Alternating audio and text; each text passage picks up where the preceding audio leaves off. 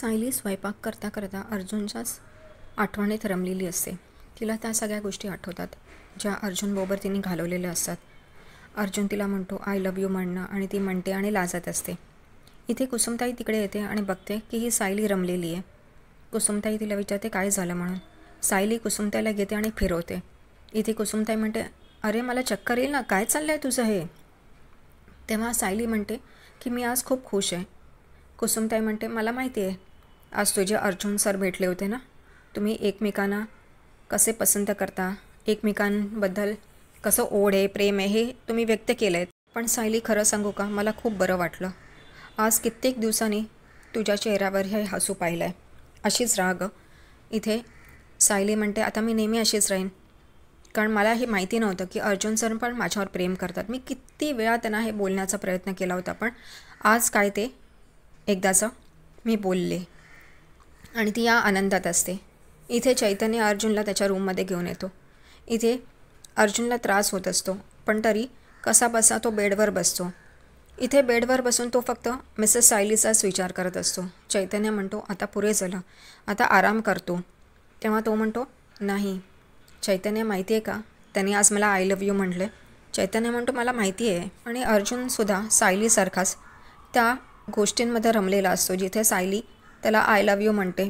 या सगळ्या गोष्टींमध्ये तो रमलेला असतो आणि तो एकदम भानावर येतो आणि चैतन्याला म्हणतो चैतन्य मिसेस सायलीना फोन करतो मी, माझा फोन कुठे आहे रे.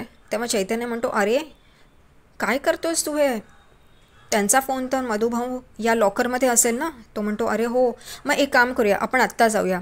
चैतन्य म्हणतो अरे 1 तास पण नाही झाला आपण तिथून येऊन तिला भेटून लगेच. तो म्हणतो 1 तास पण नाही झाला. तो म्हणतो नाही. तेव्हा इथे म्हणतो ठीक आहे. अर्जुन म्हणतो मग कुसुमताईला फोन करूया ना, त्यांना तर फोन केल्यावर कळणार नाही ना. इथे चैतन्य म्हणतो ठीक आहे. चैतन्य अर्जुनला म्हणतो तू करू नकोस, तुझ्या फोनवरनं करू नको, मी माझ्या फोनवरनं कुसुमताईंना फोन करतो, म्हणजे जर मधुभाऊ आसपास असतील तर त्यांना संशय नाही येणार, मी कुसुमताईंना बोलायला म्हणून फोन केला असं समजेल म्हणून. इथे अर्जुन म्हणतो ठीक आहे लाव ना. इथे चैतन्य फोनवर नंबर शोधून तो लावतोय. त्याच्यातच अर्जुनचे 10-15 वेळा अरे लागला का, उचलला का, हे झालं का, ते झालं का. चैतन्य म्हणतो अरे थांब लावतोय मी. इथे चैतन्य फोन लावतो आणि कुसुमताईशी बोलत असतो. तेवढ्यातच अर्जुन त्याच्याकडनं फोन घेतो आणि तो कुसुमताईशी बोलायला लागतो आणि म्हणतो कसं आहे, जेवलात का, सगळं ठीक आहे ना. इथे कुसुमताई पण अर्जुनची फिरकी घेत असते. तेवढ्यातच सायलीला पण कळतं की कुसुमताई अर्जुन सरांशी बोलते म्हणून. ती सारखी तिला सांगत असते दे ना मला. ती ऐकायचा प्रयत्न करत असते, पण कुसुमताई त्या दोघांनाही मुद्दामून त्रास देत असते. शेवटी कुसुमताई सायलीला फोन देते आणि सायली आणि अर्जुन एकमेकांशी बोलतात. इथे अर्जुन आणि सायली एकमेकांशी बोलतात, त्यांना खूप आनंद मिळतो, खूप बरं वाटतं. इथे अर्जुन म्हणतो तुम्ही अजून झोपला नाहीत. ती म्हणते नाही. सायली अर्जुनला विचारते तुम्हाला जास्ती दुखतं आहे का, आराम करा, जास्ती दगदग करू नका. तो म्हणतो हो. इथे त्या दोघांच्याही एकदम गोड गप्पा चालू असतात. ती म्हणते मी चंद्राला बघते. इथे अर्जुन लगेच आपल्या सीटवरनं उठून जागेवरनं उठून खिडकीच्या बाजूला येऊन बसतो आणि तोही चंद्राकडे बघत असतो आणि त्या दोघांचेही बोलणं, रोमॅन्टिक बोलणं चालू असतं.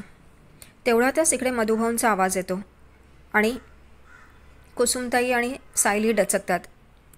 कुसुमताई एकदम त्या आवाजाच्या दिशेने जाते. तेव्हा तिकडे समोर मधुभाऊ असतात.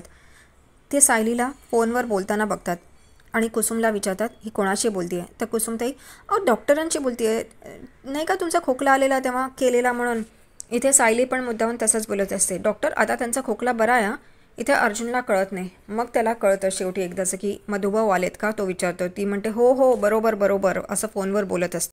इथे मधुभाऊंना संशय येत असतो. तेव्हा कुसुम त्यांना म्हणत असते की नाही ते डॉक्टर नाही का ज्याने तुम्हाला इंजेक्शन दिलं असतं. इथे मधुभाऊ एकदम दचकतात आणि कुसुमकडे बघतात.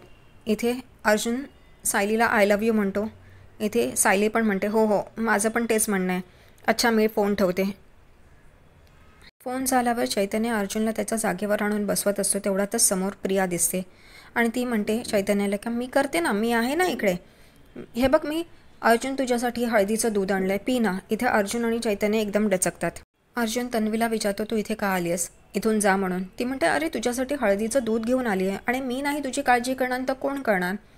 इथे ती म्हणते की मीच घेणार ना तुझी काळजी. इथे अर्जुन आणि चैतन्याला कळत नाही ही काय बोलते आहे, पण तिचा हेतू उद्देश हाच असतो की आता त्यांचं लग्न ठरलं आहे त्यामुळे तीच करणार आहे. इथे अर्जुन सांगतो मी पिईन नाही तर नाही पिणार, तू इथून जा. पण तिचं मूर्खपणा चालूच असतो. शेवटी अर्जुन ओरडतो तेव्हा ती म्हणते ठीक आहे, मी हे दूध इकडेच ठेवते, तू नंतर पी म्हणून. इथे तो चिडत असतो पण चैतन्य त्याला शांत करतो. तन्वी तिकडून निघून जाते आणि चैतन्य त्याला शांत राहायला सांगतो. दुसरीकडे इकडे सायली मधुभाऊंना जेवणाचं ताट घेऊन येते तेव्हा मधुभाऊ रागवलेले असतात. इथे सायली म्हणते तुम्ही एवढे का चिडताय म्हणून, एवढं टोकाचं का वागताय. तेव्हा मधुभाऊ तिच्यावरच आरोप करतात, म्हणतात तू काय करतेस, तू काय वागतेस ते तुला दिसत नाही आहे का.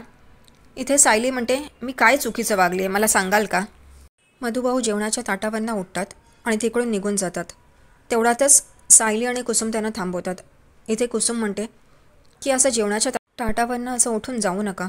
सायली म्हणते तुम्हीच आम्हाला शिकवलेत ना की जेवणाच्या ताटावरनं उठून जायचं नाही, अन्नाचा अपमान करायचा नाही. ते चिडून तिकडे येतात, बसतात आणि भरभर खायला लागतात. इथे कुसुम आणि सायली एकमेकींकडे बघत असतात. सकाळ झाली. इथे सायली खूप खुश असते. ती दाराबाहेर रांगोळी काढते आणि देवी आईकडे प्रार्थना करत असते की माझं प्रेम मला मिळू दे, माझी फॅमिली जी माझ्यापासून दूर गेली ती परत मला मिळू दे म्हणून.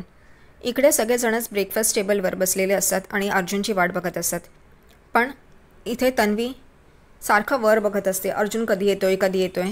आणि ती मनात म्हणते अर्जुनला आजचं हे लग्नाबद्दल बोलतीलच, मी ह्यांना एवढं प्रेशराईज करून ठेवलं आहे की ते त्याच्या मानगुटीवर बसतीलच आणि अर्जुनला हो म्हणावंच लागेल. पण अर्जुनची काय रिॲक्शन असणार आहे हे बघायचं आहे मला. तेवढ्यातच अस्मिताचं लक्ष तिच्याकडे जातं आणि ती म्हणते कोणतरी एक व्यक्ती अर्जुनची वाट बघते, एका माणसाची वाट बघते आणि सगळेजणच हसायला लागतात. तेवढ्यातच अर्जुन आणि चैतन्य खालती येतात आणि डायनिंग टेबलवर बसतात. इथे सगळेजणच त्याला विचारतात तुझी तब्येत कशी आहे. तो म्हणतो एकदम फ्रेश, मला खूप बरं वाटतं आहे, मस्त, असं तसं, आधी कधी वाटलं नव्हतं असं. तेवढ्यात अस्मिता पचकते आणि म्हणते आता ह्याला बरं वाटतं आहे तर आपल्याला ह्याच्याशी बोलायला हवं ना, कोण बोलणार आहे हे. तर इथे कल्पना इशारा करते पूर्ण आईकडे, पण ती काहीच बोलत नाही. इथे प्रताप म्हणतो आम्हाला तुझ्याशी बोलायचं आहे थोडं. तो म्हणतो हो बोला ना. इथे तो म्हणतो की सगळ्यांनी आम्ही असं ठरवलं आहे आणि तो गप्प होतो. तेव्हा पूर्णाजी सुरू होते बोलायला आणि म्हणते तुझ्या भलाबुऱ्याचं तुला काही कळत नाही, पण आम्ही ठरवलं आहे, आम्ही तुझं लग्न तन्वीशी लावून द्यायचं ठरवलं आहे. तो आणि चैतन्य एकदम अवाक होऊन बघतात. इथे पूर्णाजी म्हणते आम्ही प्रतिमा आणि रविराजशी पण बोललो आहे आणि त्यांनाही हे एक गोष्ट मान्य आहे.